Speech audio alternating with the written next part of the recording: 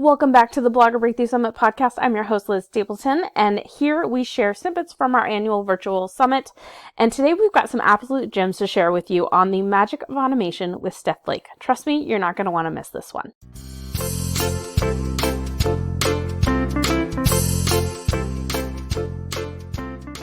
Actually, what you said right there was really great, because you said, like, as you're just going through your day-to-day process, just say, like, ask yourself, like, can this be automated?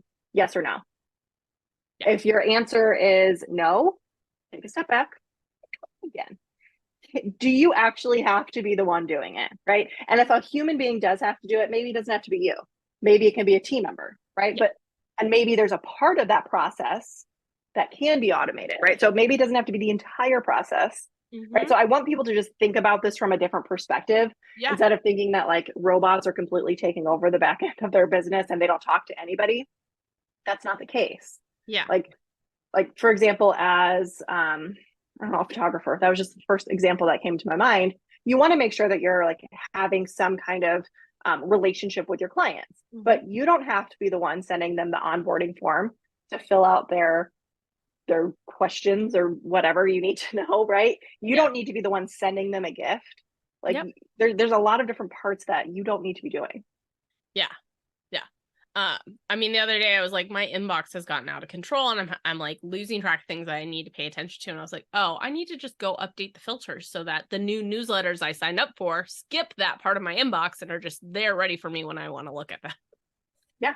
Exactly. So it's an ongoing thing. It's not necessarily a set and forget, but it's an ongoing, can be improved and better and added to.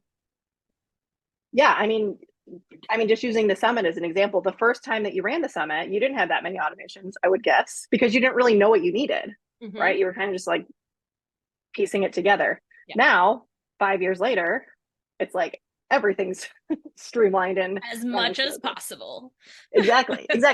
So just like if it's the first, or if you're brand new to automations, you're brand new, even to business, you've been doing things on your own for a long time, just also give yourself a break. Like, this is something new that you're learning. You don't have to have all of the answers right away. Like, go into Zapier, see if two things can connect, start there. Yeah. So, and on the free Zapier plan, right? Because I'm always mindful, especially if your blog isn't earning money yet. Although if your blog can cover the $20 a month, I think $20 a month on the annual plan, $30 a month on Zapier, I was just looking at this, then it's worth it. Like, pay for it. Yeah.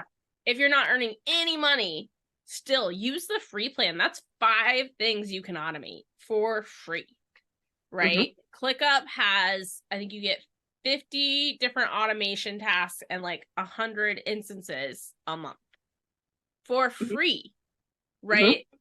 I think Make even has a free plan. So like, you could, if you really wanted to, you could really bootstrap with multiple tools. Pabbly, I don't know if Pabbly has a free plan.